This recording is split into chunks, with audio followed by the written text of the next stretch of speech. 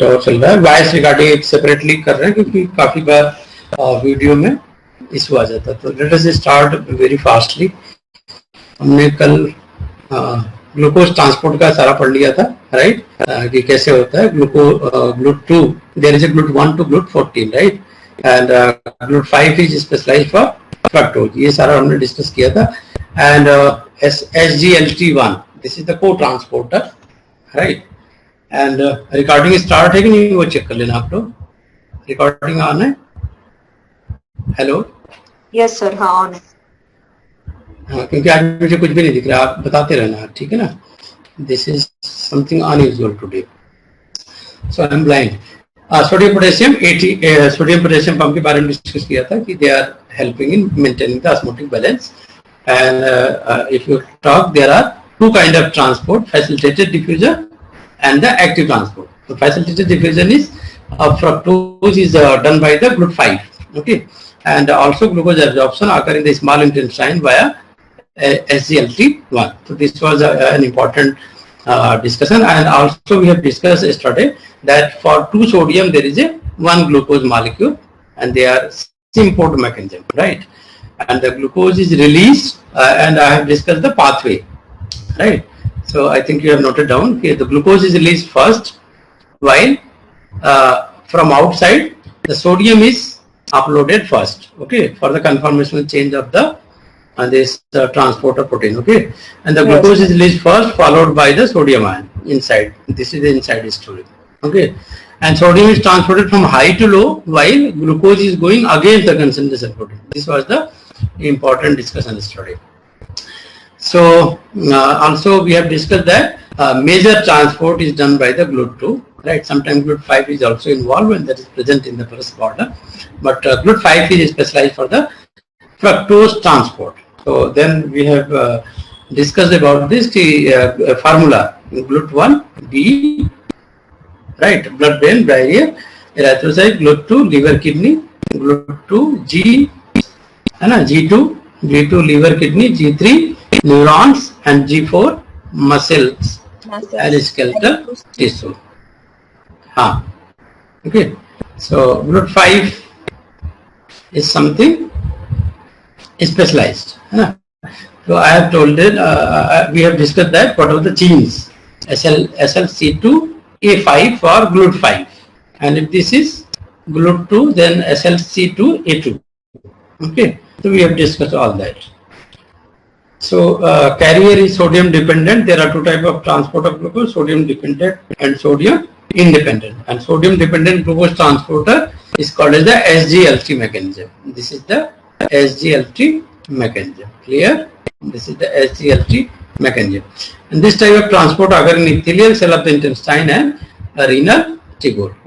For what? Sodium dependent glucose transport, specialized for the intestine and for the renal tubule. While we have discussed that this intestine and renal tubule, right, while in epithelium, intestine, this is sodium independent mechanism, right, sodium, rest of the place sodium independent mechanism, okay.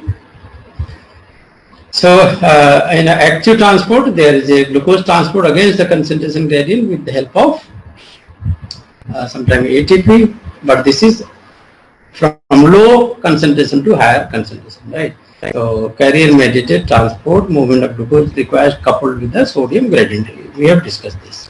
So then again we started with the digestion of various other foods like protein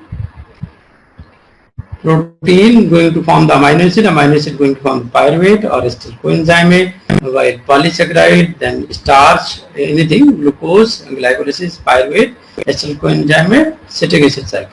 And this is the triglycerol, fatty acid glycerol, pyruvate, acetyl coenzyme A. Okay, and we have discussed the properties of the metabolic pathway. Metabolic pathway is always reversible, delta G is always negative. Every metabolic pathway has a first committed step, that was important, and in the one time either catabolic or anabolic pathway will run. And we have discussed with the example that there is a allosteric control of the enzyme, right, with the product, and this was called as the negative feedback, correct? And in this example, there is a ATCase enzyme. This was frequently asked in the CSIR examination, and this is the CTP product. And CTP product is, if in excess, they are going to inhibit which enzyme? ATCase. बात करते रहो, because today is something different scenario. So this is called as the allosteric control. Okay. So covalent modification, we have discussed that there is a phosphorylation dephosphorylation mechanism by which they are going to modify. Which of which they are going to modify the enzymes or hormones, right? But hormones is essential for modification of such enzyme by the covalent modification, right? So that's why they are working. So, and then substrate cycle, we have discussed that VF minus, this is a VF and this is VR. So always we can calculate the flux, if this is useful or negative, means heat releasing. If it is useful, then VF minus VR should be positive, and if this is heat releasing, then VF minus VR will be negative. Okay, so this is depends on the allosteric effectors. If they are working good, then always this will be the positive. If they are not working good, then opposite may happens, right? So this was one very highlighted and very focused area. So this is also important because very few students and teachers are discussing it in the class. So again, then we have discussed also पोल में हमने किया था, है ना, बहुत सारे पोल किए थे. आज पोल रेडी नहीं है क्योंकि थोड़ी प्रॉब्लम थी. हेक्सोकाइनेज यूजेस फर्स्ट एटीपी, ये नोट करने के लिए बोला था कि hexokinase uses first ATP. There are 3 phases, है ना. एक तो एनर्जी यूटिलाइजिंग फेज, है ना, energy utilizing, and second phase is payoff, and third is energy release. Energy released by the TC cycle, है ना, energy release. ठीक है, payoff, energy utilization, energy release. Okay, and then hexokinase is first ATP, phosphorylglucokinase is second ATP. This was discussed. And aldolase. What is the feature of aldolase? Aldolase, FBP, they are going to yield DHAP and GAP. Yep. DHAP and GAP. Okay. So GAP and NAD, they are going to, once again they are going to form high energy. This is important. High energy product intermediate. And 1,3 in BPG, this is the 3PG, right? So this is the first ATP generation here from 1,3 BPG. That's why this is called as the high energy molecule, right? This is called as the high energy molecule, and this enzyme becomes very important. That is called as the PGK. तो इस पे जितने भी question आते हैं सारे enzyme base आते हैं, and they are always linked with the ATP. If the ATP is where first ATP is generated, where NADH is generated, so you have to keep in mind why. They can ask why 1,3-PG. Note कर लो homework के लिए, why 1,3-BPG is high energy compound, high energy intermediate, high energy intermediate. So this is because they are releasing ATP in presence of PGK and Mg+2, right? And this is the reaction number 7. I have told you in the glycolysis there are total 10 steps. Glycolysis there are total 10 steps. Okay, so phosphoglycerine mutase interconvert 3-phosphoglycerate into 2-PG. That's why this is called as the mutase. Okay, mutase from 3 position to phosphate is transferred from 3 position to 2 position. That is the mutase. And then you can see the catabolism part, not similar to glycolysis, but this is the process of degradation of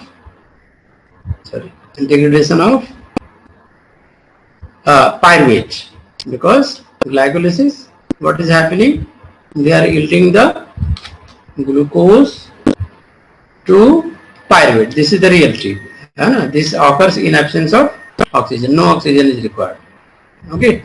But what is the fate of pyruvate? If the oxygen is there, then TCA cycle will be there.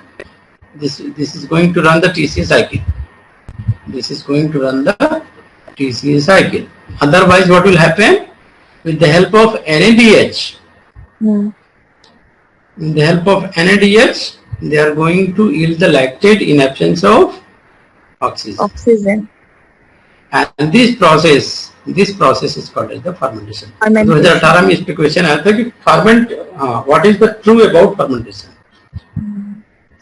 एक तो oxygen नहीं होती है, lactate is the product, and the enzyme involved is LDH, and they are going to release a lot of NAD plus. So as a master student, we have to look out for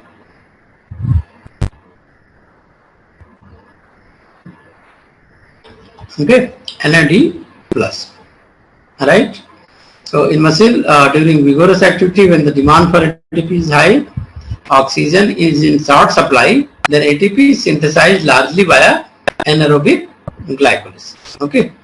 Then ATP, this is the mode of ATP supply, you can say, ATP supply, right? So, rapidly generates ATP rather than through the slower process of oxidative phosphorylation. So, TCA cycle, note kar lo, this is a slower process. And what is the alternative name of TCA cycle? Oxidative phosphorylation. Oxidative phosphorylation. Oxidative phosphorylation, right? And why the fermentation is running sometime in the muscles? To provide ATP rapidly. This question can be asked. Out of the TCA cycle and fermentation, which one is the faster to provide the ATP? Okay, note kar lo. Out of TCA cycle and fermentation, which is the faster mode of ATP supply. तो जल्दी से लोग इसी में click करेंगे TCA cycle, ठीक है ना? उनको लगता है कि बहुत ज्यादा ATP जो मिलेगी फिर वही सबसे ज्यादा फास्टर होगा, बट ज्यादा ATP होगी तो स्लो भी होगा. So that's why this is the faster mode of, which is the faster mode of what? Tell me. Which is the faster mode of ATP supply? Fermentation. And answer is fermentation. Fermentation. Note करने से ना फिर कभी भी click करेगा तो आप confusion नहीं करोगे, मिस्टेक नहीं करोगे. दुनिया में सबसे बड़ी प्रॉब्लम क्या है? मिस्टेक्स. Yes. एक टीचर का काम है मिस्टेक्स को दूर करना. गूगल का काम क्या है? मिस्टेक्स को बढ़ाना. ठीक है, तो we have to be very careful. So this is the two reaction of alcoholic fermentation. Pyruvate either can form the lactate, or pyruvate can be converted into the ethanol and acetaldehyde. And if there is a ethanol formation, this is also called as alcoholic fermentation based on the product. Right? This is called as the alcoholic fermentation. So alcoholic fermentation में उन्होंने question पूछा था कि how much NADH is going to use and which enzyme is involved. Right? The one molecule of NADH is used, and the enzyme involved is ADH. Right? ADH, alcohol dehydrogenase. Right?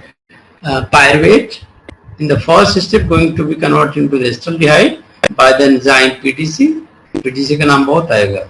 Pyruvate decarboxylase, and this is converted into the acetaldehyde. Acetaldehyde going to convert into the alcohol ethanol by the alcohol dehydrogenase and one molecule of NADH. Why this is called as the decarboxylase? Because CO2 is going to be released. How many molecule of CO2 is released? One molecule of CO2 is released. Okay. So a phosphofructokinase is the major flux controlling enzyme of glycolysis in muscle. PFK. मैंने कल भी बोला था PFK के बारे में note कर लो. PFK is the phosphofructokinase. Phosphofructokinase. Phosphofructokinase. Right. So this is very important. हमने बोला था 3 एंजाइम है. Hexokinase और कल एक होमवर्क भी दिया था. How many kinases are there? How many kinases are involved in the complete cycle? है ना? 3 तो यही आपको दिख रहा है. टोटल कितने हैं? 12 हैं जो रन करते हैं. ठीक है ना? Total are 12 kinases. So hexokinase, phosphofructokinase, HK. This is called as PFK and pyruvate kinase. Pyruvate kinase, PK. HK, PFK, PK. Right? So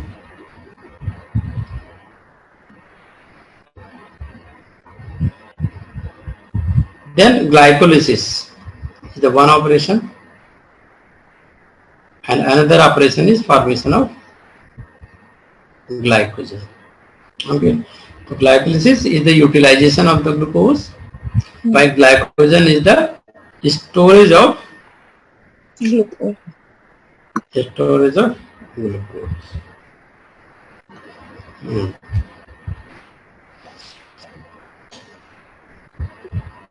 Okay. So hexokinase reaction is not required when the glycogen is broken down. This is important. Glycogen जब glucose बनेगा, then hexokinase is not required.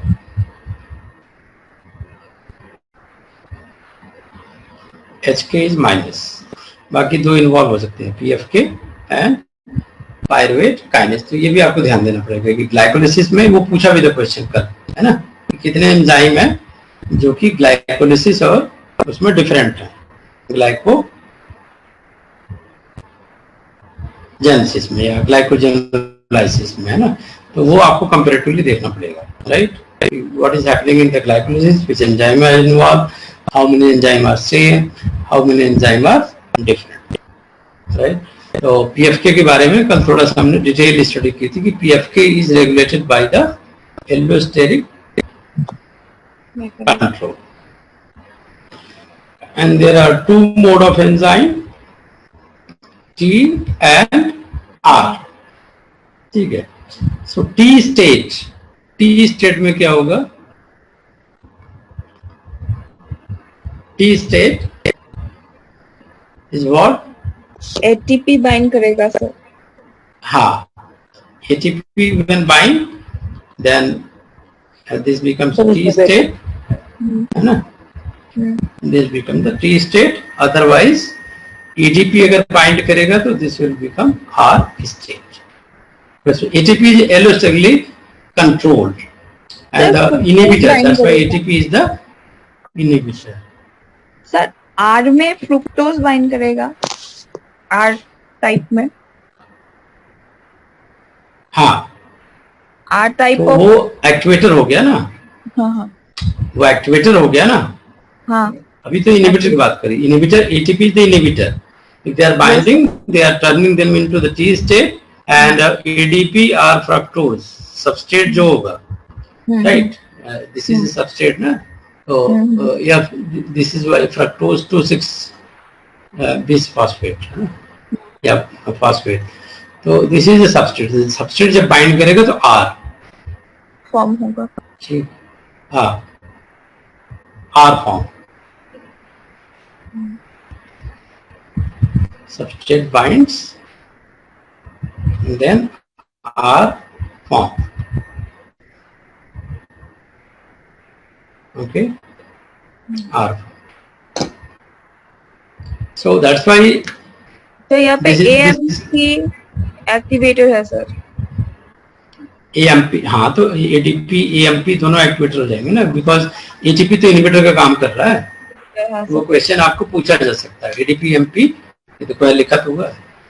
तो यहाँ पे ADP भी लिख देते हैं ना सर, दोनों हाँ, activator. ADP AMP and fructose to 6 reverse the inhibitory effect. That's why they are activator of PFK. Okay, ये लिख लो. हाँ,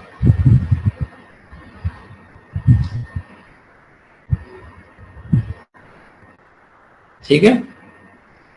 तो हीमोग्लोबिन में this has a greater role. कहाँ पे नोट कर लो, they have a greater role in haemoglobin.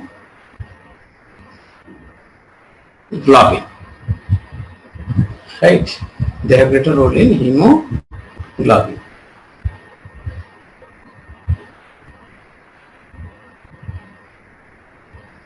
So PFK में अब क्या होगा कि ऑक्सीजन ज्यादा बाइंडिंग कैपेसिटी होती है हीमोग्लोबिन में.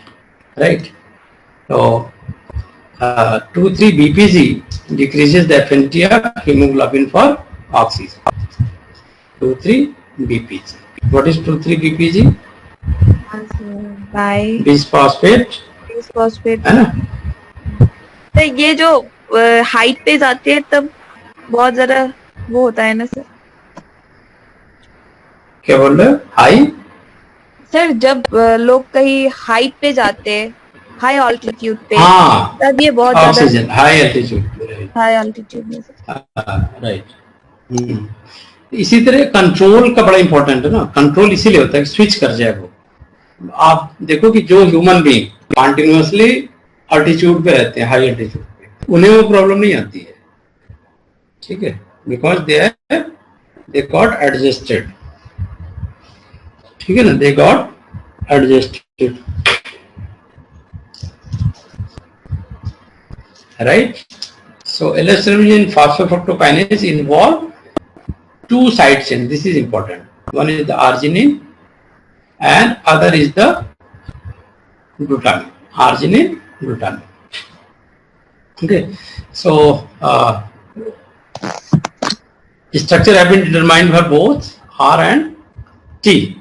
So then it was found that R is more active and R is going to be stabilized,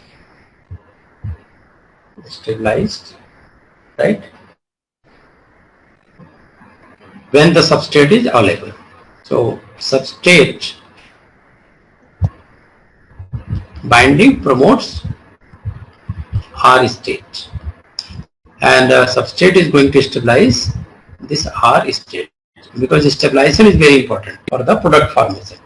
Okay, so when the substrate is going to stabilize, otherwise ATP is going to destabilize them.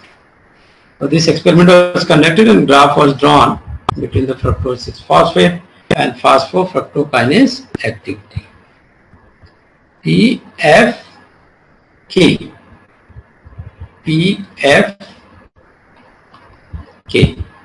Right.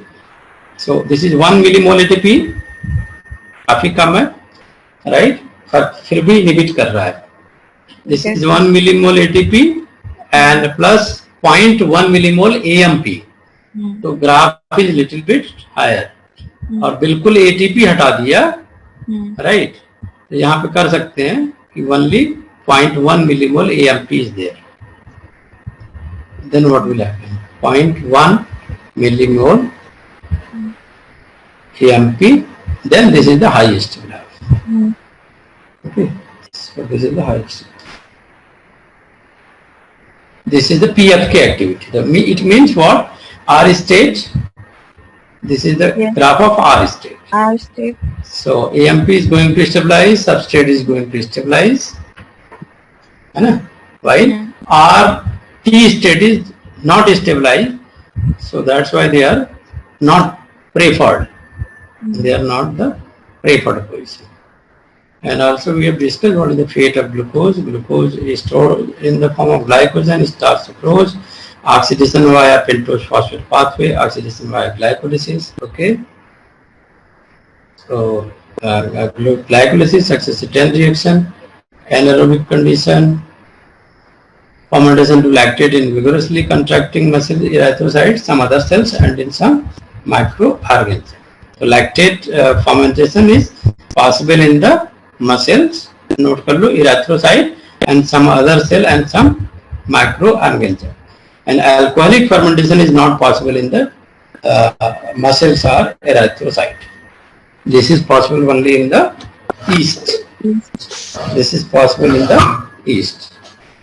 Okay, under the anaerobic condition this occurs. So 2-pyruvate, 2-ethanol, 2-pyruvate, 2-lactate. One molecule of glucose, 2-pyruvate, and 2-pyruvate, 2-ester coenzyme, and with the help of citric acid cycle, you can see the 4CO2, 4H2O. Okay. And preparatory phase, we have discussed the glycolysis has 3 phases. First one is the preparatory phase, in which glucose is phosphorylated before the entry, and then they are getting entry and converted into the fructose 6-phosphate, fructose 1,6-phosphate, then G3P, then dihydroxyacetone phosphate, and the next phase is payoff phase, right? In which oxidation conversion of glyceraldehyde 3-phosphate to pyruvate and the coupled formation of ATP and NADH. This is important, right? G3P, conversion of G3P to pyruvate, and then formation of 2 molecule of NADH, 2 molecule of ATP, right? So pyruvate is 2 molecule. Finally कितने ATP बन रही है? 4 ATP. 4 ATP plus 2 NADH. ये note कर लो. G3P से 2 molecule of pyruvate, and each pyruvate formation generating 4 ATP plus 2 NADH. Second ATP forms in this step. First ATP forms in 1,3-bisphosphoglycerate to 3-phosphoglycerate. This is called the substrate level phosphorylation. This is the first substrate level phosphorylation, and this is the second substrate level phosphorylation. They can change the wording. Where is the first level phosphorylation, substrate level phosphorylation? This is 1,3-BPG to 3-PG. 3-PG. Okay, and then again PP phospho in our pyruvate, PPEP to pyruvate. This is the second substrate level phosphorylation. Right? This substrate level phosphorylation क्या होता है sir? Substrate level phosphorylation देखो convert हो रहा है ना, फॉस्फोइनल pyruvate जो pyruvate में कन्वर्ट हुआ है, तो यहाँ का बाकी का सबस्ट्रेट कहाँ चला गया? हाँ, वो चला गया इधर एडीपी को फॉस्फोराइलेशन करने में. मतलब यहाँ पे जो फॉस्फेट आ रहा है, नहीं यहाँ जो फॉस्फेट आ रहा है एडीपी में, वो सबस्ट्रेट से आ रहा है. That's why this is called the substrate level phosphorylation. अच्छा सर, है ना? जैसे आप देखोगे इलेक्ट्रॉन ट्रांसपोर्ट चेन के थ्रू फॉस्फोरिलेशन हो रही थी जब माइटोकॉन्ड्रिया में एटीपी बनती. यहाँ पे एटीपी बन रही है, सबस्ट्रेट से सीधा फॉस्फेट ट्रांसफर हो रहा है. That's why this is called as the substrate level phosphorylation. 4 ATP to NADH, 4 ATP to NADH during conversion of G3P to pyruvate. ये ना ग्लिसरॉल्डिहाइड 3-phosphate, 2 मॉलिक्यूल ये भी है और 2 मॉलिक्यूल पायरुवेट बन रहा है, तो 2 G3P 2 पायरुवेट, और बना इसमें 4 ATP plus 2 NADH.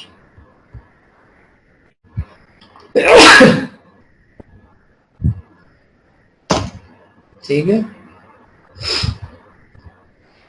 So again talking about the difference between hexokinase glucokinase. कल जल्दी भगा दिया था हमने इसको. तो glucokinase having the low affinity, hexokinase have high affinity for glucose, right? High affinity for glucose. Glucokinase low affinity for glucose.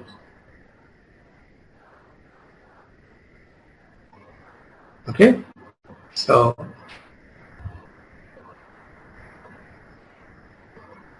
this is a non-specific. मैंने बताया था हाई तो है एफएनटी लेकिन नॉन स्पेसिफिक। इसका फायदा भी होता है कि फर्स्ट तो not affected by insulin and they are allosterically controlled by the inhibited by the glucose. Okay, तो इसका सबसे बड़ा फायदा है कि even in the low blood glucose concentration, right, they can convert glucose, right, for the ATP supply. So that is the benefit. कोई भी carbohydrate खाओ, सबसे पहले क्या आएगा? हेक्सोकाइनेज। और ग्लूकोकाइनेज कब आएगा? केवल आप जब ढेर सारा ग्लूकोज खाते हो, ग्लूकोज अलोन होगा तब। हाँ हाँ, ढेर सारा ग्लूकोज अगर खाओगे then only glucokinase will be activated. Okay, specific for glucose. So this is stimulated by glucose and insulin and not inhibited by glucose 6-phosphate. Present in liver only. It removes the glucose from blood after meal. ठीक है,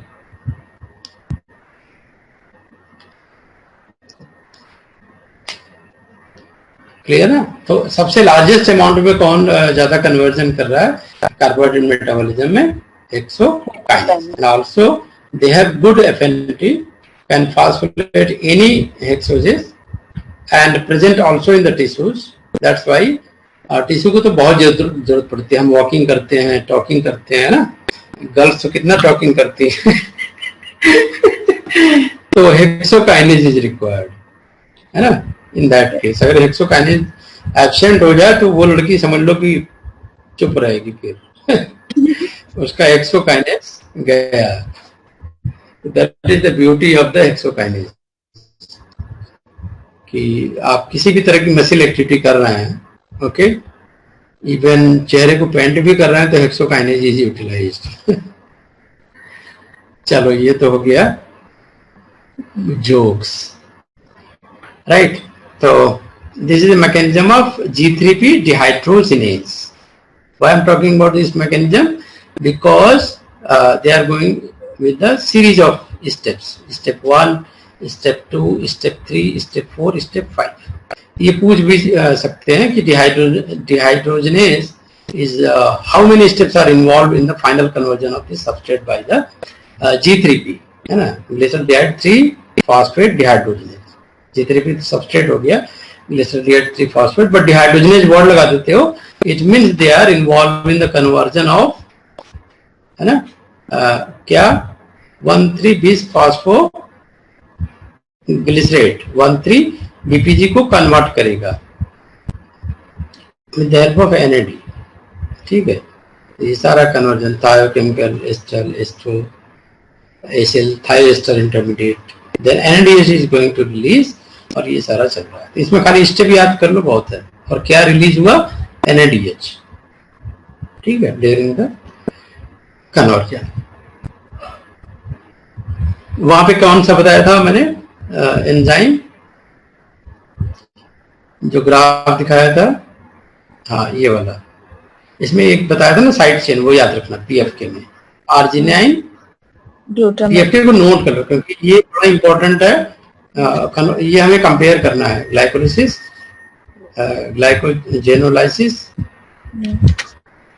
है ना। हाँ ठीक है। 3-phosphoglycerate, then 2-phosphoglycerate. This is a phosphoenzyme, okay, and histidine enzyme with unphosphorylated histidine residue. 2,3-bis-phosphoglycerate, 3-phosphoglycerate, kinase is there, okay. So this is all about the 3-phosphoglycerate to 2-phosphoglycerate. Okay, how they are transferring their phosphate by the mutase enzyme from 3 to 2, and which amino acid side chain is involved. कौन सी side chain involve है? Note कर लो, histidine. Histidine is involve, है ना। Histidine is involve in the phosphorylation dephosphorylation. तो इसको कहते हैं कोवेलेंट मॉडिफिकेशन। याद है मैंने बताया था ना, कोवेलेंट मॉडिफिकेशन। तो ये भी क्वेश्चन बन सकता है in the covalent modification mostly which amino acid is involved? आप लिख दो histidine. Yesterday. And covalent modification is shown by which enzyme? Phosphoglyceromutase. Phosphoglyceromutase. This is called the phosphoenzyme. Okay, phosphoenzyme. Enzyme with the unphosphorylated histidine residue.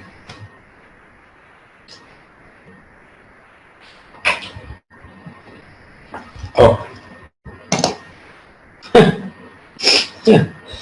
एक से एक आज कहानी है।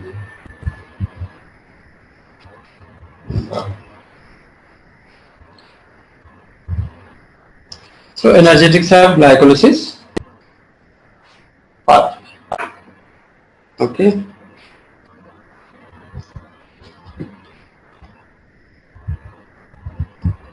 So how much ATP is produced? 6 2 8 2 10। पहला कहाँ पे?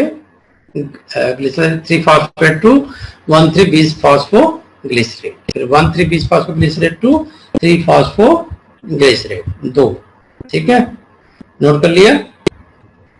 Phosphoenol pyruvate to enol pyruvate 2 ATP. ATP consume glucose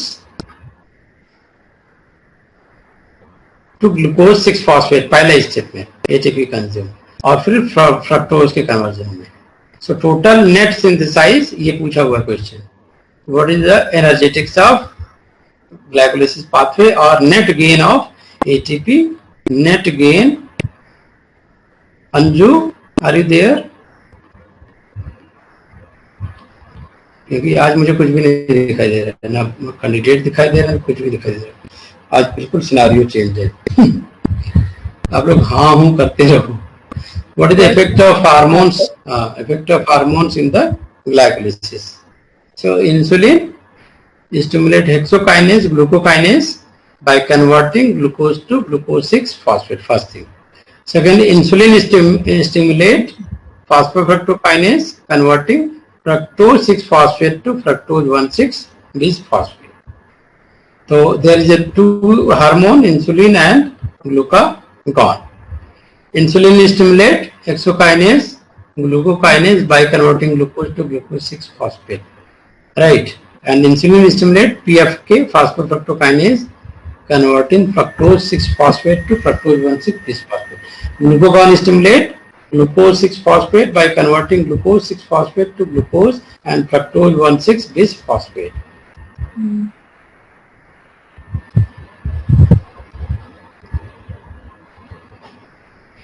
Right? तो ग्लूकागॉन हैज अनदर मैकेनिज्म। ये उल्टा हो रहा है, ग्लूकोज 6-phosphate को ग्लूकोज में कन्वर्ट कर रहा है। ठीक है, देख रहे हो ना, ग्लूकागॉन उल्टा मैकेनिज्म कर रहा है। यहाँ पे इंसुलिन क्या कर रहा है? ग्लूकोज को ग्लूकोज 6-phosphate में, फ्रक्टोज 6-phosphate को फ्रक्टोज 1,6-bisphosphate में, जबकि ग्लूकागॉन क्या कर रहा है? ग्लूकोज 6-phosphate जो यहाँ बना था इसको कन्वर्ट कर दे रहा है ग्लूकोज में। अगर ग्लूकागॉन यही हुआ तो, और इंसुलिन होगा तो ये नोट डी फ्लो चार्ट बना लो आप। ग्लूकोज तो ग्लूकोज 6-phosphate, ठीक है। ये कैसे कंट्रोल होगा? By the insulin. और रिवर्स स्टेप में अगर आप दिखाते हो तो this is controlled by the glucagon.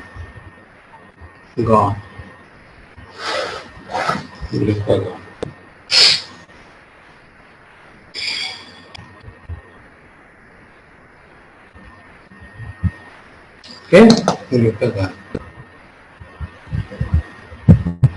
glucose convert to glucose 6-phosphate by the insulin and then glucagon. Okay, और फ्रक्टोज 1,6-bisphosphate को भी कन्वर्ट करेगा फ्रक्टोज 6-phosphate। ये भी नोट कर लो, ग्लूकागॉन एडिशनल काम करेगा फ्रक्टोज मेटाबॉलिज्म इतना आसान नहीं है जितना तुम लोग समझते हो।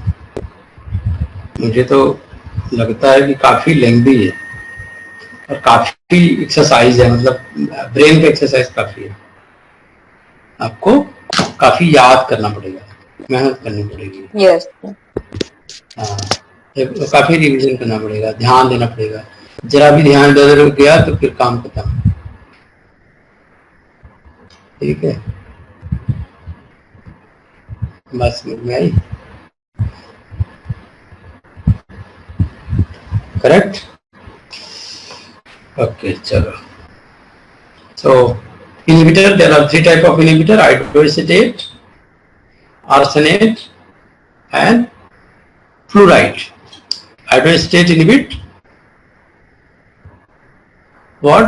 ध्यान देना, ये डिहाइड्रेज की बात कर रहा है। कौन से डिहाइड्रोजन? ग्लिसरॉल डिहाइड 3-फॉस्फेट डिहाइड्रोजन, जो कि कन्वर्ट करता है ग्लिसरॉल डिहाइड 3-फॉस्फेट को 1,3-bis-फॉस्फोग्लिसरीन। बड़ा इंपॉर्टेंट स्टेप है। आयोडोएस्टेट इनहिबिट कर सकते हैं। तो इनहिबिटर आपको ग्लाइकोलाइसिस का याद करना ही पड़ेगा, क्योंकि ये अक्सर पूछा जाता है। Arsenate inhibit synthesis of ATP in the conversion of 1,3-bis-phosphoglycerate to 3-phosphoglycerate. Fluoride inhibit enolase in conversion of 2-phosphoglycerate to phosphoglycerate. ठीक है सर वेट क्लियर? हाँ हाँ वेट कर रहा हूँ, पता है मुझे।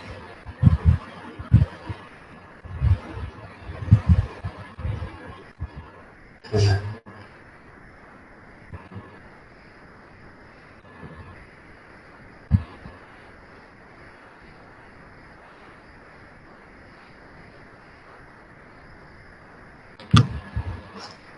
ये याद करना पड़ेगा लिख लिख के। याद करने के तुम लोग कैसे याद करते हो मुझे नहीं पता, लेकिन मैं जितनी बार लिखता हूँ मुझे बहुत अच्छे से याद होता है। बायोकेमिस्ट्री तो आपको लिख के याद करना पड़ेगा, बाकी चीजें ना लिखो कोई चलेगा, but biochemistry part unit 1 is very very important. You know, unit 1 का हर चैप्टर एक चैलेंज है and that's why this is taking too much time. बहुत टाइम लेता है, बहुत टाइम कंज्यूम करता है। हम सोचते थे जुलाई में खत्म हो जाएगा, बट जुलाई में पूरा मेटाबॉलिज्म खत्म होना आई थिंक इम्पॉसिबल है। अभी तो हमने सिर्फ कार्बोहाइड्रेट की बात करी, प्रोटीन बचा है, फैट बचा है 2 बचा है, अमाइनो एसिड बचा है 3, न्यूक्लिक एसिड 4 15 सितंबर तक जाएगा ये।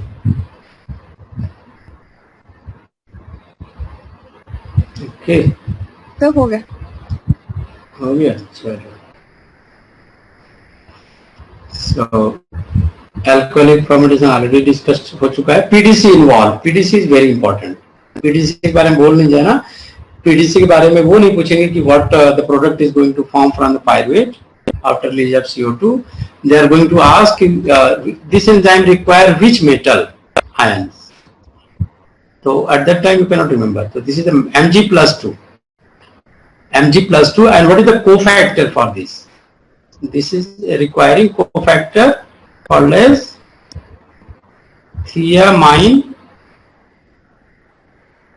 pyrophosphate, thiamine pyrophosphate this is called as the TPP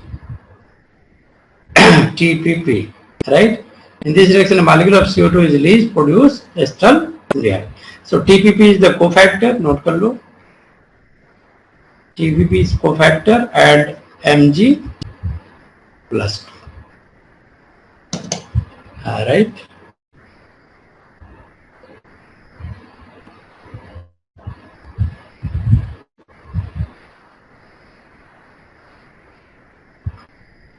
So alcohol dehydrogenase is the enzyme which regenerate NAD+.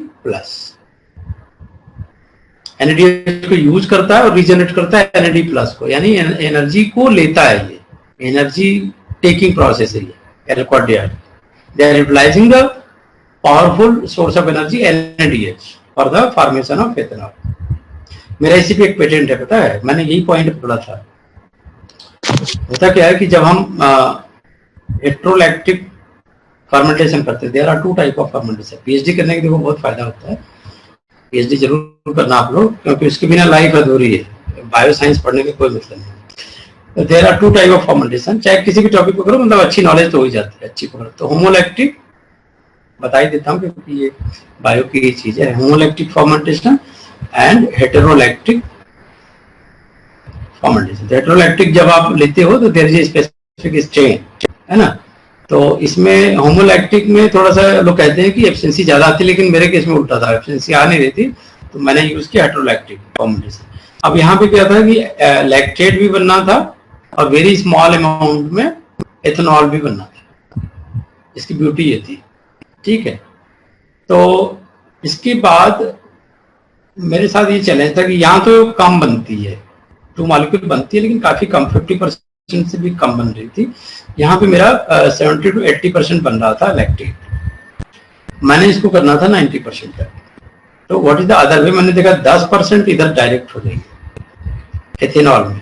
अब मेरे सामने ये क्वेश्चन था कि why ethanol is being produced, ethanol क्यों प्रोड्यूस होती है। तो एथेनॉल इसलिए प्रोड्यूस होती है, देखो जब आप पढ़ते हो ना फिर आपको लॉजिक आइडिया और वही चीज आपको पॉपुलर करती है जब आप एक नई चीज उसमें से निकालते हो, ठीक है। That is called the research, दोबारा सर्च करो मतलब बार बार, ताकि उसमें से नई नई चीजें निकलती रहे। लैक्टेट एथेनॉल, ठीक, लैक्टेट एथेनॉल।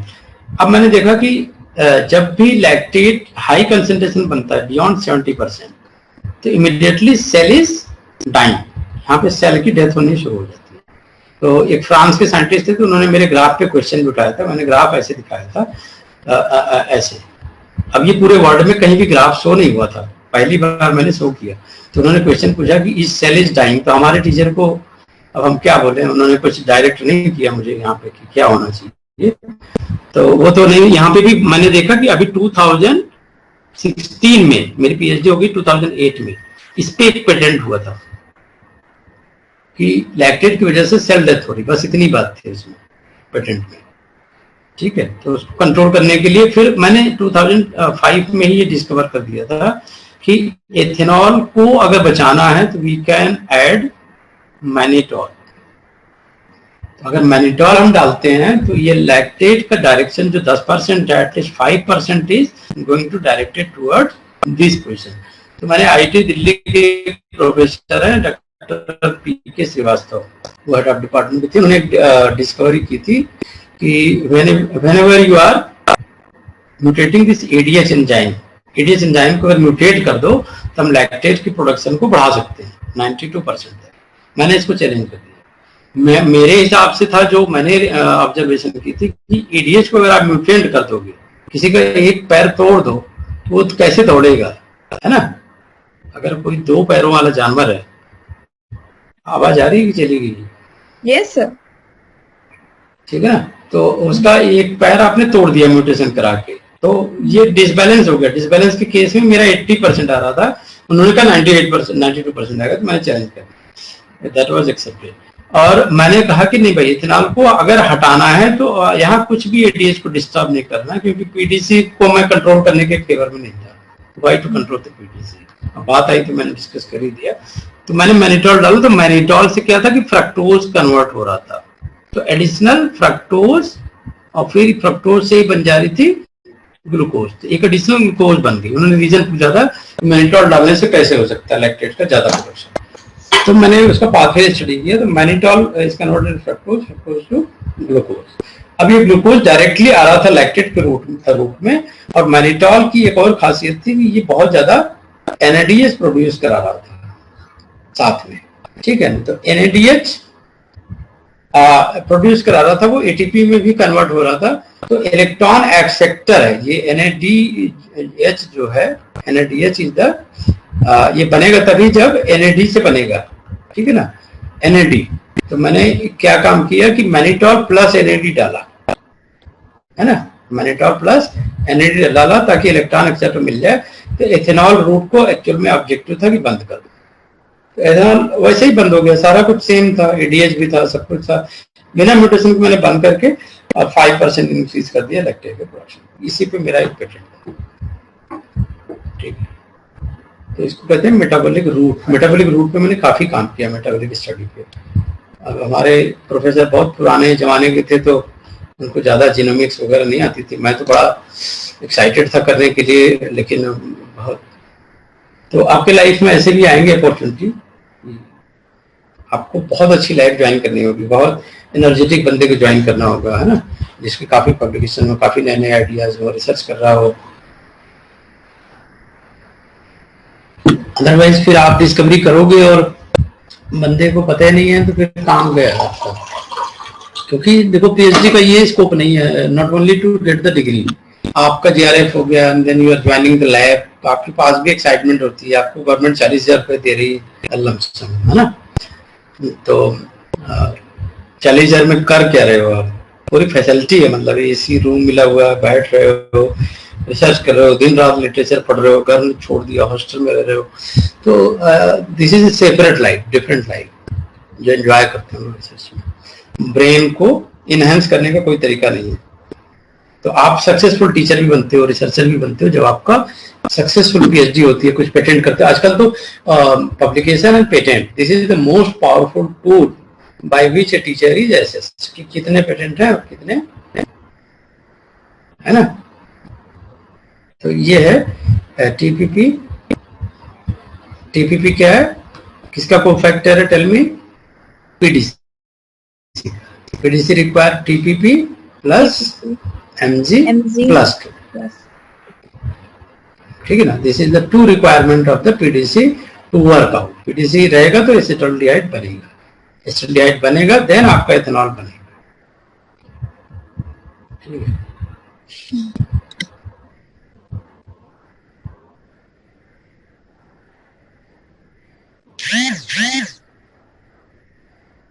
ठीक है, release of acetaldehyde following regeneration of TPP. और टीपीपी रिलीज भी हो जाती है जब एसिटाल्डिहाइड बन जाएगा ना, तो this TPP is recycle back. तो यही वो दिखा रहा है कि देखो फर्स्ट स्टेप में क्या हुआ, सेकंड स्टेप में क्या हुआ, देन थर्ड स्टेप में, then this is resonance stabilised structure, carbon है, and then fourth step, and then this is released back. TPP is released back after conversion of pyruvate to acetaldehyde. This is the 4-step reaction mechanism of PDC. Silent कर दो बार बार वो घोड़े की तरह आवाज करता रहेगा, ठीक है। तो इसको पढ़ के देखो मजा भी आता है जब आप डिटेल एनालिसिस करते हो, है ना, डेप्थ में जाते हो। सिलेबस में बहुत सारी चीजें होती है एमएससी में, but you are not able to grasp all that thing. उस समय ये होता है कि जल्दी से एग्जाम निकाल लो बस, है ना, टाइम ही नहीं देते बिल्कुल। फैक्ट्री लेवल पे डिग्री निकाली जाती है, 2 साल में एमएससी, 1 साल में ये, 3 साल में पीएचडी, ऐसे नहीं होता। फॉरेन में क्या होता है, MSc and PhD they are combining. What is the benefit कि एमएससी का जो रिसर्च होता है उसी को कंटिन्यू कर देते हैं पीएचडी में, तो आपको 2 साल एडिशनल बच जाता है। अब इंडिया में क्या है कि पीएचडी ज्वाइन कराते हैं, पीएचडी ज्वाइन कराने में 1 साल हो गया, फेलोशिप आते आते और ये सारा, फिर 2 साल में कैसे, इट्स इम्पॉसिबल। अभी तो आपने स्टडी करना है, 1 साल तो आप स्टडी करने में लग जाता है कि what is the real scenario on your topic. फिर आपको ऑब्जेक्टिव क्लियर होता है कि हाँ यार ये ऑब्जेक्टिव है, then there are at least 4 objective must be work out for defending the PhD for the 2 publication minimum as per UGC guideline। तो अब आप क्या करते हो कि 2 पेपर लिखने में ही 2 साल लग जाता है, तो 2 साल और लगा लो, 1 साल आप उसको समझने में, 3 साल ये हो गया, और 1 साल एडिशनल लगा लो 4 ऑब्जेक्टिव को कंप्लीट करने में, 1 साल थीसिस लिखने में, तो आपका कितने साल हो गया, मोर देन 5 years। और मिलती फेलोशिप कितने साल की है, 4 साल, है ना। 1 साल आपको एक्सटेंशन लेना पड़ता है, that is the scenario. Now see kinase, role of kinase in the regulation of glycolysis. आप लोगों के साथ मुझे बहुत मजा आता है, क्यों? Because you are one who going to learn with the interest. Interest बड़ी चीज है ना, इंटरेस्ट और एक्साइटमेंट, ये ऐसा होता है कि जो टोटली डिफरेंस बनाता है किसी और कैंडिडेट को, और also it enhance the memory many folds. If you are interested, then you are going to learn more. If you are not interested at all, then it's a kind of very tough thing. So regulation of glycolysis occur at two level, substrate level and enzyme level. Okay, so there are three steps in glycolysis that have enzyme level regulation by the HK hexokinase. मैंने बताया hexokinase और glucokinase में फर्क, phosphofructokinase and then pyruvate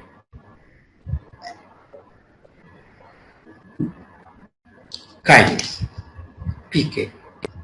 PFK, its activity is controlled by the complex allosteric regulation, and this reaction commits the cell to channel glucose to glycolysis, and ATP is the end product of this reaction, right? PFK1. So this is allosteric regulation, already we have discussed. In presence of high concentration of ATP, ATP bind to inhibition site of PFK and thereby decreases the activity of enzyme. ये question पूछा जा सकता है, ATP के presence में activity decrease होगी या increase होगी.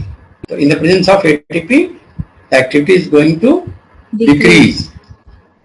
AMP, ADP, fructose bisphosphate, 2,6 bisphosphate, allosteric activator. They are allosteric activator. Okay. So if there is an inhibitory effect, what you can add? You can add the AMP, you can add the ADP, you can add the substrate fructose 2,6 bisphosphate. Already I have discussed this graph. Okay, na? Two other enzymic activity are involved in the regulation of PFK, that is adenylate kinase and fructose 1,6 bisphosphate. ठीक है, तो यहाँ पे समझ सकते हो, ये तो याद नहीं होगा, ये वाला ज्यादा अच्छे से याद होगा. फ्रक्टोज 6 फॉस्फेट प्लस एटीपी क्या बन रहा है? Fructose 1,6 bisphosphate plus ATP, right? Citrate, अब सिट्रेट का देखो पूछा हुआ है, काफी कॉमन है. Fructose 2,6 bisphosphate, ATP, AMP, ADP, right, and citrate. Citrate negative की पॉजिटिव है, ये पूछा हुआ था कल के पोल में. सिट्रेट डालें तो क्या होगा, घटेगा या बढ़ेगा? निगेटिव. Yes, negative. पॉजिटिव याद कर लो, एएमपी, एडीपी. मैं ऐसे बताता हूं कि देखो आपको याद होगा, है ना, याद हो जाएगा अगर आप उसी चीज को बार बार रिवाइज करोगे. पीपीटी रिवाइज करो. अपलोड नहीं होता तो मुझे याद दिला दो. ये अपलोड नहीं हुआ, वीडियो भी कल का बन गया है, मैंने फेसबुक से डाउनलोड कर लिया था और उसका आज मैं कर दूंगा, अपलोड कर दूंगा. एचडी क्वालिटी में आ गई है, कोई इशू नहीं है. तो they will not be gap, gap जैसा चीज नहीं रहेगा. वैसे भी फेसबुक का लिंक दे दिया था, you can see, you can watch over that. और कल मैंने फेसबुक शेयर किया था तो it was almost 300 views within 1 hour. बाकी देखिए फ्यूचर में क्या होता है. तो एडिनालेट काइनेस क्या होता है? This is going to be related with the ratio of AMP to ADP. ये ध्यान रखना, ये बड़ा इंपॉर्टेंट है. ये पूछा हुआ क्वेश्चन है CSIR में. वो एक्चुअल में आजकल ट्रू एंड फॉल्स करके पूछते हैं ना, वो पता भी नहीं लगता धीरे से कि क्या पूछ दिया टफ सा. तो AMP ADP का ratio, right, this is going to, अगर 1/2 होता है तो क्या होगा?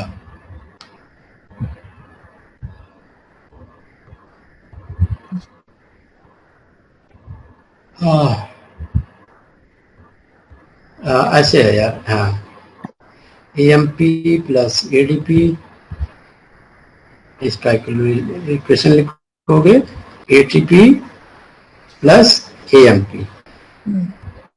ठीक है. इसका जब K निकालोगे then you can calculate. K is equal to ATP plus AMP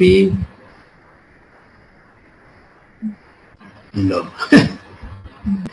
upon ये हो जाएगा ADP. ठीक है. तो AMP अगर लिखोगे तो AMP कैंसिल हो जाएगा ऑलमोस्ट.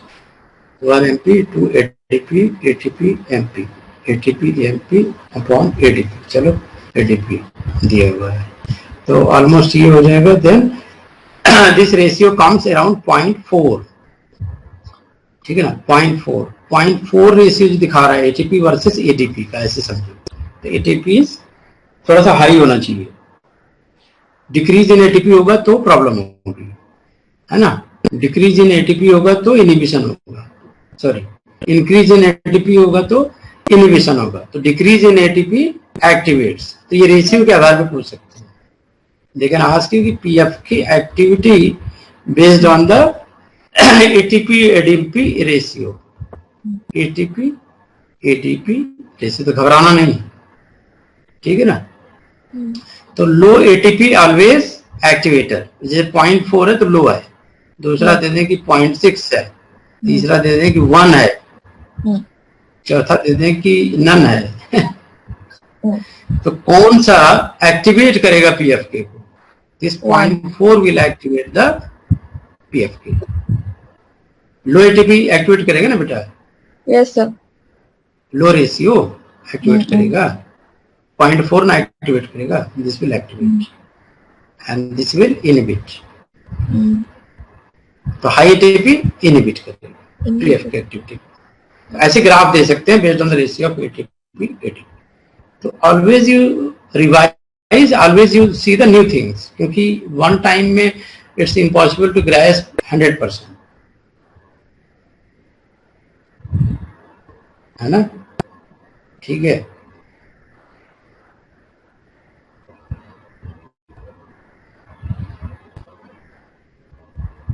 ओके,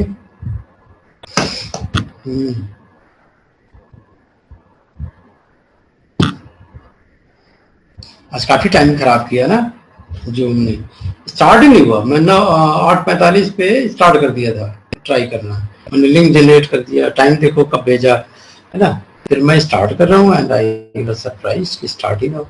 तो सबस्ट्रेट साइकिल की बात कर रहे थे, सबस्ट्रेट साइकिल और फ्यूटाइल साइकिल, ठीक है ना। This is important. In order to control the flux of glycolysis and to have better regulation, cells have FBPase, which keeps degrading the product of PFK, FBP to its substrate. And this is called as the substrate cycle. This is called substrate cycle. And this is a futile exercise where cells invest an ATP to produce, ये देखो important, cell invest ATP to produce FPP, which is hydrolyzed back to fructose 6-phosphate by APPase. So this is known as futile cycle, where there is investment of an ATP rather than production. There is investment of an ATP. Okay, and this is price cells pay to keep glycolysis continuously. अगर glycolysis के चलाना है लगातार, तो ATP को invest भी करना पड़ेगा। जैसे आप कहते हो ना, पैसा कमाना क्या है ना। तो आप लोग कॉमर्स के स्टूडेंट नहीं हो, बट यहां से आप समझ सकते हो कि आपकी पॉकेट में पैसा कैसे आएगा, है ना। तो ऐसा नहीं है कि always you will earn, when you will invest ATP then only you can run the glycolysis, तभी आपके जेब में पैसा आएगा। This is the fact about the cell, also fact about the money also. अगर आप पैसा खर्च करते हो तो certainly you are going to gain much better than others. तो वो आपको समझ में भी आ रहा होगा, राइट? है ना, काफी टफ लग रहा है। अगर खुद से पढ़ते तो कितना आप एक्सप्लोर करते, इतनी फास्ट तो नहीं एक्सप्लोर कर पाते। आई कैन वेट, है ना। जितनी चीजें आपको एक साथ दिखा देते हैं, फिर आप उस रेस में दौड़ते हो। नहीं, ये पढ़ना है, ये पढ़ना है, ये याद करना है, ये इलेस्टेरिक है, ये ग्लूकागॉन है ना। तो ग्लूकागॉन का पूछा हुआ CSIR में कि how they are actually making inactive, how they are inactivating this pyruvate kinase. क्योंकि पायरुवेट काइनेज अगर इनएक्टिव नहीं हुआ तो वो ग्लाइकोलिसिस वाली पाथवे चलती रहेगी, ठीक है। तो ग्लूकागॉन कैसे कंट्रोल करता है? तो ग्लूकागॉन अब यहाँ हेल्प करता है एटीपी को कन्वर्जन में साइक्लिक एमपी। एटीपी से बनेगा cyclic MP, cyclic MP will be high and then it's going to bind the pyruvate kinase and ultimately the pyruvate kinase become inactive. So this is also a kind of covalent modification, phosphorylation of glucagon through cyclic MP and PK inhibitor. Hexokinase का discuss कर चुके हैं तो मैंने वहां पे ज्यादा ध्यान नहीं दिया, बट ये कॉम्पिटिटिव इनहिबिशन के एक एग्जांपल अच्छा है, ग्लूकोकाइनेज और हेक्सोकाइनेज। ओके, तो ग्लूकोकाइनेज इनहिबिटेड बाय फ्रक्टोज 6-फॉस्फेट, ये नोट कर लो। और hexokinase inhibited by glucose 6 phosphate, उल्टा है, ध्यान देना, ठीक है ना, सीधा सीधा नहीं है।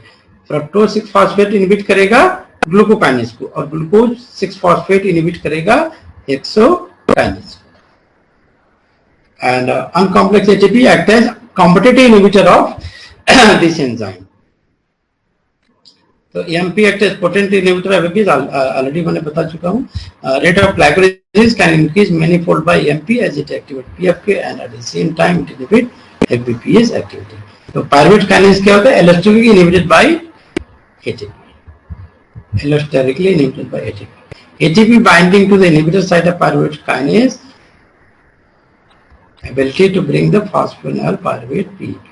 The substrate is also inhibited by acetyl coenzyme A and long fatty acid. ठीक है,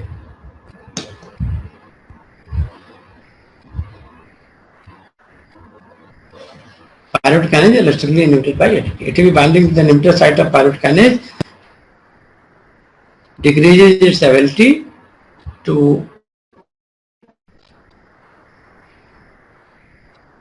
form the phosphoenol pyruvate.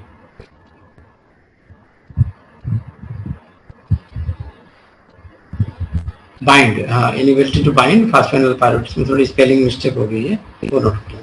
It is also inhibited by acetyl coenzyme A and long fatty acid. Pyruvate kinase को inhibit करता है acetyl coenzyme A और fatty acid. Inhibitor है, red से दिखा दो, इनहिबिटर है।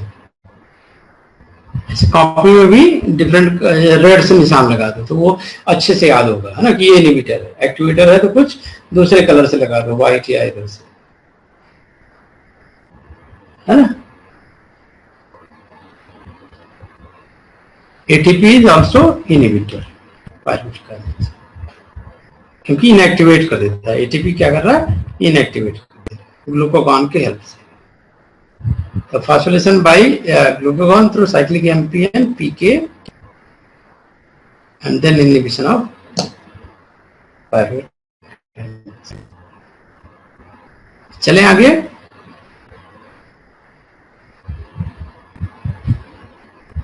Hexokinase, glucokinase already discussed. Glycolysis का significance. This is the emergency energy yielding pathway. First thing, glycolysis is the main way to produce ATP in some tissues. Even though oxygen supply is sufficient, such as RBC, retina, testis, skin, medulla of kidney. तो glycolysis ही चलती है आपके brain में, ये ध्यान देना। आपकी आंखें जो लपक झपक करते हो, this is also because of glycolysis. जिस दिन ग्लाइकोलाइसिस इनहिबिटर खा लिया चाइनीज प्रोडक्ट, फिर आपकी आंखें क्या हो जाएंगी? लपक झपक नहीं होंगी, फिर वो सिर्फ पलक में कन्वर्ट हो जाएंगी। आपका नाम फिर हो जाएगा पलक। मैं कई लड़कियों को देखता हूँ, उनका नाम पलक होता है, तो मैं सोचता हूँ कि ये ग्लाइकोलाइसिस अगर इनहिबिट हो जाएगा देन व्हाट विल हैपन, पलक हमेशा के लिए पलक सिंह हो जाएगी। ठीक है। और जो स्किन पे ग्लो आता है वो भी बिकॉज ऑफ ग्लाइकोलाइसिस। तो हमें सिट्रिक एसिड ज्यादा खाना चाहिए। आंवला का जूस बाबा जी का पियो, बाबा रामदेव का है ना। योगा करो, ग्लाइकोलाइसिस रन करती है बहुत अच्छे से, क्योंकि वहां पे टीसी साइकिल नहीं रन करती रेटिना में, टेस्टिस में, skin, medulla of kidney, RBC में स्पेशली देखो, है ना, वहां तो चलती नहीं टीसी साइकिल। तो ग्लाइकोलाइसिस पे जिंदा है। ठीक है। और अगर टीसी साइकिल सोचो यहां भी चलती तो क्या होता? बड़ी बड़ी आंखें हो जाती क्योंकि टीसी साइकिल अब जब शरीर में चल रहा है तो शरीर कितना मोटा मोटा हो जा रहा है, ग्लाइकोजन बनाना पड़ रहा है ना। आदमी वर्कआउट कम कर रहा है, खाना ज्यादा खा रहा है, तो एनर्जी बैलेंस तो है नहीं, वो पता भी नहीं चलता उसको। टेस्टी है तो खाना खा लिया, है ना। तो जितनी रिक्वायरमेंट थी ग्लाइकोलाइसिस की वो पूरी हो गई रेटिना में, सब जगह, ब्रेन में, आरबीसी में, बाकी का rest of the body muscle में जमा हो गया। अगर सोचो यहां भी अगर टीसी साइकिल रन करता है ना, तो क्या होता बड़ी बड़ी आरबीसी हो जाती, वो डायनासोर हो जाता है। एक आपको पॉइंट मिला कि माइट भी डायनासोर में ये सारा चीज हो रहा हो, है ना, क्योंकि ग्लाइकोलाइसिस भी चल रही हो और टीसी साइकिल भी चल रही है, इसलिए उनकी इतनी बड़ी बॉडी बन गई, है ना। हैरानी की बात। अब चाइनीज लोग छोटे छोटे क्यों होते हैं? उनके पेट में भी नई टी साइकिल चलती है वहां भी ग्लाइकोलाइसिस चलती है, इसलिए वो छोटे छोटे होते हैं। तो है ना इंटरेस्टिंग। अब ये बड़ा अच्छा साइकिल है फ्यूटाइल साइकिल। लो एमपी हाई एटीपी, तो क्या ज्यादा बनेगा? अब एटीपी इन्वेस्ट हो रही है, फ्यूटाइल साइकिल का कॉन्सेप्ट ये, एटीपी इन्वेस्ट कर रहा है, एटीपी इन्वेस्ट कर रहा है, तो फ्रक्टोज 6 फॉस्फेट, फ्रक्टोज 1,6 फॉस्फेट गायब है, डीएचएपी बनेगा ज्यादा। ठीक है, अब हाई एमपी कर दिया, लो एटीपी कर दिया। एटीपी हाई होगी तो इन्वेस्टमेंट होगी एटीपी की, तभी तो फ्यूटाइल साइकिल है। और एटीपी कम कर दिया, तो क्या होगा? एटीपी अब कम यूटिलाइज हो रही है, तो ये वाला देखो मोटी पाथवे है। मोटी पाथवे मतलब गैप ज्यादा बन रही है डीएचएपी, ठीक है ना। और ये पतला हो गया, ये वाला फ्रक्टोज 6 फॉस्फेट मतलब कम बन रहा है। अदरवाइज एटीपी ज्यादा दे दो तो फिर ये फ्रक्टोज 6 फॉस्फेट ज्यादा बनने लगता है, फिर ग्लूकोज 6 फॉस्फेट ज्यादा बनने लगता है, फिर इससे बन जाता है ग्लूकोज। ये इस डायरेक्शन में चलने लगते हैं, ठीक है ना। तो बिल्कुल सेम चीज है किसी से दोस्ती का, किसी से ज्यादा दोस्ती कर लो फिर ये प्रॉब्लम हो जाती है, फिर वो दुश्मन बन जाता है फिर हम गाना गाते हैं दोस्त दोस्त ना रहा। तो उसको एटीपी कम दो, यानी इंफॉर्मेशन थोड़ी कम दो, थोड़ा सा गैप बना के रखो। हर पर्सन से गैप बना के रखना चाहिए, चाहे कितना भी क्लोज क्यों ना, मेरा ये मानना है लाइफ में। This is otherwise there is going to futile cycle in the relation. जहां ज्यादा क्लोजनेस आई, ह्यूमन का एक नेचर होता है, राइट, हेट्रेड बड़ी सबसे बड़ी प्रॉपर्टी है ह्यूमन की। जैसे फ्यूटाइल साइकिल है, एटीपी इन्वेस्ट करना। इसी तरह फिर आपका वो जो रिलेशनशिप है, कोई भी रिलेशनशिप XYZ है, अगर ज्यादा क्लोजनेस है, एक्सेप्ट पेरेंट्स या क्लोज रिलेटिव ब्रदर है, तो वो हेट्रेड में कन्वर्ट होती है। फिर आपका इन्वेस्टमेंट चालू हो जाता है ब्रेन का, फिर वो दिमाग खा जाती है ना। आपने देखा होगा कुछ दिन पहले फेसबुक पे कैंपेन चला था कि मैरिज की वजह से किसकी लाइफ चौपट हो गई। तो उसमें सर्वे में आया था कि 97% 97% लोगों की लाइफ चौपट हो गई। उसका रीजन क्या था? उसका रीजन यही था कि बिकॉज लोगों ने वो गैप नहीं मेंटेन किया, है ना। एंड कुछ घटनाएं होती रही, जैसे जैसे इंफॉर्मेशन मिली बंदे को, तो उसने फिर वो हेट्रेड में कन्वर्ट हो गया, फिर वो मैरिज गड़बड़ हो गया। Relationship eating relationship rather than giving the happiness, this is eating relationship। तो ये भी ईटिंग रिलेशनशिप है, सबस्ट्रेट साइकिल। तो ये याद रखना, ये रेशियो बड़ा इंपॉर्टेंट है, हमेशा याद रखना। वो रेशियो में हमने आपको बताया था कि एटीपी को ऊपर कर लेना और ईएमपी को नीचे कर लेना, फिर आप रेशियो कैलकुलेट कर लेना। अगर मान लो दोनों का दिया हो, ठीक है, कि एटीपी 6 है, ईएमपी 2 है, तो ओवरऑल क्या बना? 3 बना। तो एटीपी स्टिल वेरी हाई, है ना। तो ये कोई भी एंजाइम जो है, एंजाइम के ऊपर पूछेगा पीएफके का, तो एटीपी हाई होगा तो पीएफके विल बी इनहिबिटेड, और पीएफके इनहिबिट होगा तो एपीपीएस जो है, फेसबुक वाला जो एंजाइम है एपीपीएस, इसको फेसबुक एंजाइम याद कर लो। क्या याद करोगे? अंजू है कि नहीं? बोले मुझे कोई बताओ, मुझे दिख नहीं रही है अंजू, ना बोल रही है अंजू, चली गई। अंजू नहीं है शायद, खुशबू है सर। नहीं है ना सर, खुशबू। हाँ, खुशबू का नाम ही अंजू है। अच्छा, तो है सर। अरे बोल भी दो कुछ, ये समझी कि नहीं समझी? ये फेसबुक वाला एंजाइम आ गया है, ये नोट कर लो बेटा। और अब जब तुम्हारी शादी पड़ेगी तो विपांशी को जरूर बुलाना कम से कम। Facebook enzyme. तो फेसबुक एंजाइम यहां पे देख रहे हो क्या हो रहा है? जब हमने एटीपी गायब किया तो पीएफके तो ज्यादा एक्टिवेट हो गया, है ना, पीएफके ज्यादा एक्टिवेट हो गया, नहीं देख रहे हो इधर, ठीक है ना। और ये गायब हो गया फेसबुक वाला एंजाइम। तो फेसबुक वाला एंजाइम जब भी दिमाग में आता है, सोशल मीडिया पे ज्यादा लोग टाइम जो वेस्ट करते हैं, उनके पास बहुत एनर्जी होती है खोने को, और जिसके पास कुछ भी खोने को नहीं है तभी वो गेन कर सकता है। जिसके पास बहुत है टाइम खोने को, डिग्री खोने को, एज खोने को, है ना, they are relying on the Facebook enzyme. Facebook enzyme जब एक्टिवेट हो गया हाई एटीपी, तो फिर काम हो गया गड़बड़ा, और वो ये लोग हो जाएंगे मोटेज एंजाइम। अच्छा, याद कर लो, मोटा, अरे मोटा को मैंने कन्वर्ट कर दिया मोटेज एंजाइम, मोटा, राइट। जैसे वो गाना नहीं था हाय रे मेरी मोटो, तो वो हाई एटीपी जब रहेगा तभी फेसबुक वाला एंजाइम एक्टिवेट होगा। तो ऐसे याद करने में तुम्हें हेल्प करेगा ऐसे कोरिलेशन।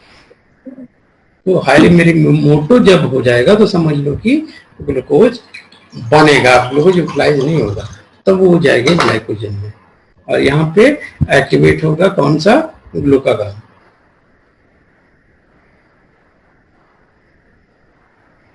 तो कई बार ऐसा होता है कि बाय नेचर मतलब ये फ्यूटाइल साइकिल चलने लगती है। This is also pathological condition in which control is lost and both pathway proceed rapidly from the concomitant generation by heat by the rapid uncontrolled hydrolysis of ATP. The ATP driven cycle operates at two different rates. Small change in the rate of two opposing reactions results in large change in the net flux of product. तो यहाँ पे ऐसे question आ सकता है, इसलिए मैंने इसको ऐसे फिगर का लिया है कि जैसे अब ये चीज आपको समझ में आ रही है, इसमें डायग्राम देख के नहीं समझ में आ रही होगी, ठीक है ना।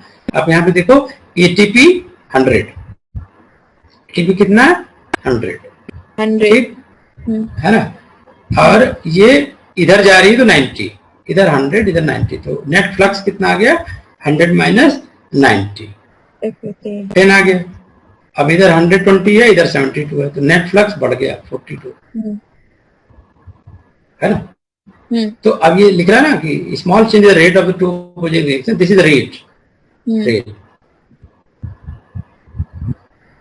Net flux of product B. तो ये अब ज्यादा बनेगा, ये ज्यादा बनेगा, यहाँ पे ये कम बनेगा, फ्लक्स नहीं अलाउ कर रहा है, फ्लक्स नहीं अलाउ कर रहा है, ठीक है। One is the anabolism, other is the catabolism, ऐसे समझो। एनाबॉलिज्म का रेट तब ज्यादा होगा जबकि फ्लक्स हाई होगा, ये माइनस ये माइनस ये, तो ये सिंथेसिस ज्यादा होगी, बी की सिंथेसिस ज्यादा होगी। यहाँ पे बी की सिंथेसिस लो है, तो यहाँ पे फ्यूटाइल साइकिल रन कर रही है। पूछ सकता है कि कौन सा ए और बी में फ्यूटाइल साइकिल रन करा रहा है, तो ए रन करा रहा है कि बी, ए रन करा रहा है, ठीक है ना, ए रन करा रहा है फ्यूटाइल साइकिल, क्योंकि बी कम बन रही है। What is पोलीसाइकिल?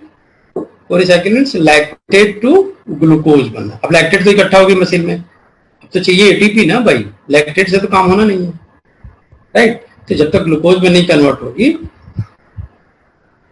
तो they can not enter the TCA cycle और ग्लाइकोलिसिस। तो this is called as the gluconeogenesis, conversion of glucose from lactate, this is called as the gluconeogenesis. Lactate to glucose is gluconeogenesis. Clear है इतना? Yes sir. Gluconeogenesis क्या होता है पूछ सकते हैं, लैक्टेट से ग्लूकोज को बनना, and this is also called as the Cori cycle. Why it happens?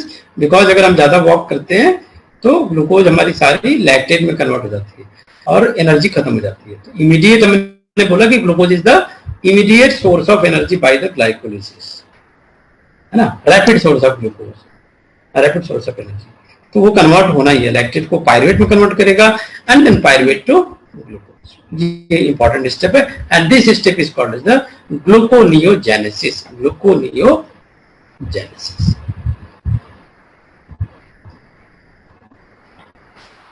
Cooperation between glycolysis and gluconeogenesis. So in most cells, what is happening?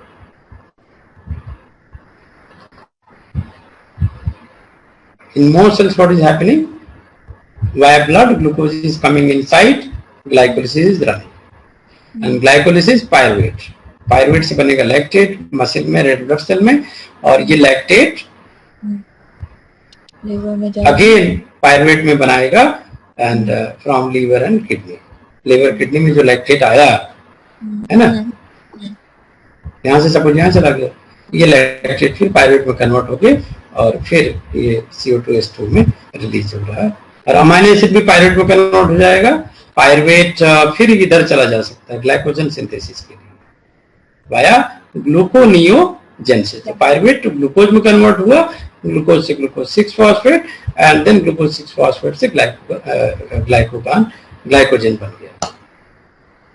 या ग्लूकोज जरूरत पड़ी तो ब्लड में चला गया दोबारा, लीवर किडनी के सप्लाई के लिए, एनर्जी सप्लाई के लिए। तो पूरा सर्किट चल रहा है कि कहीं भी एनर्जी की कमी ना हो। तो इसी तरह से आपके दिमाग में भी पढ़ाई चलनी चाहिए। क्या चलनी चाहिए? पढ़ाई। क्योंकि जिस दिन पढ़ाई से तुम दूर चले गए, तुम्हारी दुनिया खत्म हो गई और तुम पहुंच गए अफगानिस्तान।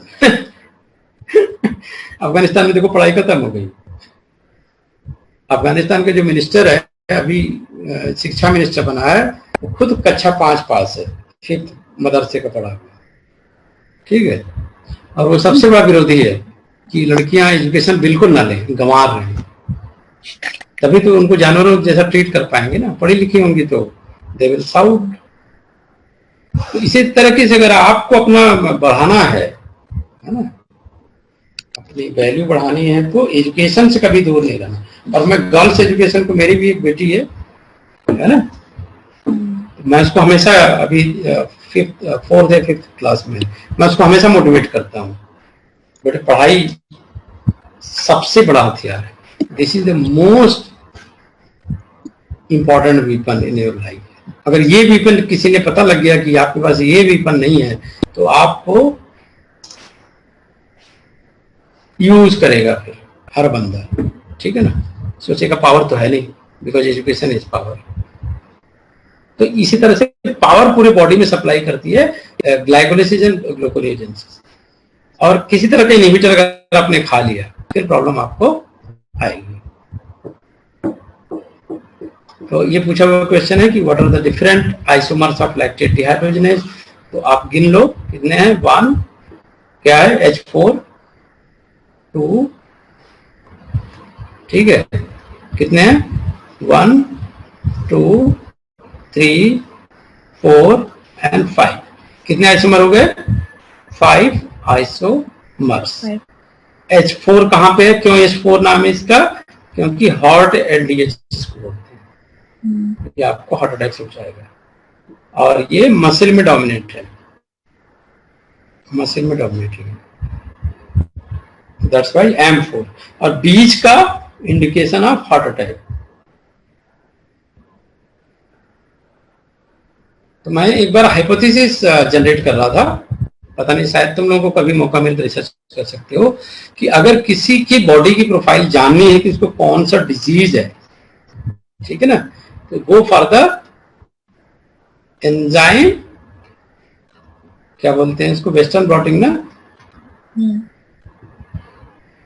2 तरह के इलेक्ट्रोफोरेसिस, एक डीएनए एक प्रोटीन। तो आपको डीएनए नहीं, आपको प्रोटीन प्रोफाइलिंग देखनी चाहिए, और स्पेशली एलडीएच का। एलडीएच कोरोना हुआ, आप एलडीएच से जान सकते हो। अगर कोरोना बहुत हाई लेवल पे है तो आपको ये वाले बीच में जाने लगेगी एलडीएच।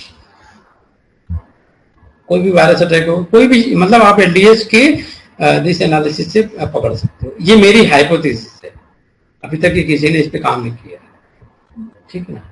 मेरी एक और हाइपोथेसिस थी, अभी कुछ लोगों ने काम करना शुरू किया। यूरिन से you can detect all type of disease, सारे डिजीज को आप पता लगा सकते हो, ठीक है ना। सारे डिजीज को आप पता लगा सकते हो with the help of urine analysis, ठीक है। तो किसकी एफिनिटी ज्यादा होगी, ये क्वेश्चन पूछ सकता है। हार्ट वाले की एफिनिटी ज्यादा होगी, मसल की, हार्ट की ज्यादा होगी, क्योंकि इसीलिए कभी भी 24 आवर, अब देखो यूट्यूबर्स ने शॉर्ट वीडियोस बना के कितने डाले इस पे, है ना, कि हार्ट तो 24 घंटे काम करता है, दिल रोता है, पता नहीं क्या क्या। अरे दिल नहीं रोता है भाई, ये 24/7 काम करता है। And because LDH4 is having high affinity, तो ये कभी भी सीने में दर्द होता ही नहीं है। ठीक है ना, सीने में दर्द हो रहा है इसका मतलब गड़बड़ है। तो कहते मेरा दिल टूट गया तो मेरा सीने में दर्द हो रहा है। इस पे कितने गाना शायरों ने तो साइंस की धज्जियां उड़ा दी, ऐसी ऐसी बातें बोल दी है ना। आंखों से मोती टपकते हैं। आंखों से आंसू ही टपकेगा, जिस दिन मोती टपक जाएगा वो पलक सिंह हो जाएगा। ठीक है, तो शायरी की भाषा में बायोलॉजी नहीं पढ़ सकते आप। दिल कभी नहीं रोता है, ना दिल कभी टूटता है, ना कभी दिल दर्द करता है। दिल दर्द किया तो गए काम से, क्योंकि इसमें जो एंजाइम है LDH, हाई एफिनिटी एंजाइम, वो क्या करता है,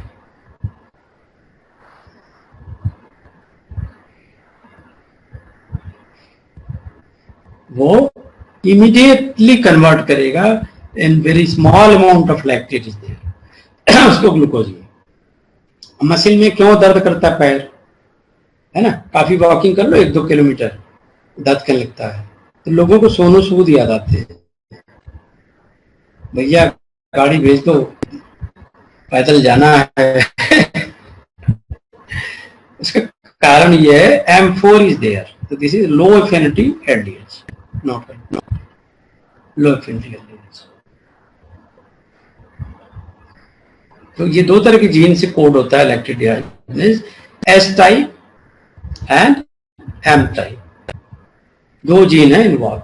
हार्ट में केवल S टाइप एक्सप्रेस होता है, मसल में M टाइप। ओके, ये भी CSR में पूछा हुआ क्वेश्चन। CSR में देखो हर वो चीज पूछेगा जो मेडिकली इंपॉर्टेंट होगी, कोई मैकेनिज्म इन्वॉल्व होगी, कोई साइंटिफिक रीजन होगा, वो चीज पूछेगा। आपको नोट करके रखना, हाईलाइट करके रखना। S4 is designed to oxidize lactate to pyruvate, which is then utilized as fuel by the heart through aerobic metabolism. इसलिए ऑक्सीजन लेते रहना, शुद्ध हवा लेते रहनी है ना। Heart muscle never function anaerobically. M4 is optimized to operate reverse direction to convert pyruvate into lactate to allow glycolysis to proceed under anaerobic conditions.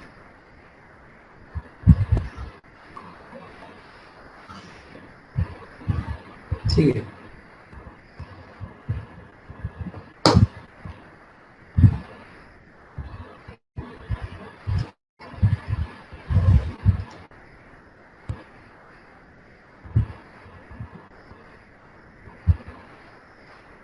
Lactose, ट्रेवलोज, glycogen starch. कल ये पढ़ेंगे ग्लाइकोजन वाला, ठीक ना, कल पढ़ेंगे ग्लाइकोजन सिंथेसिस।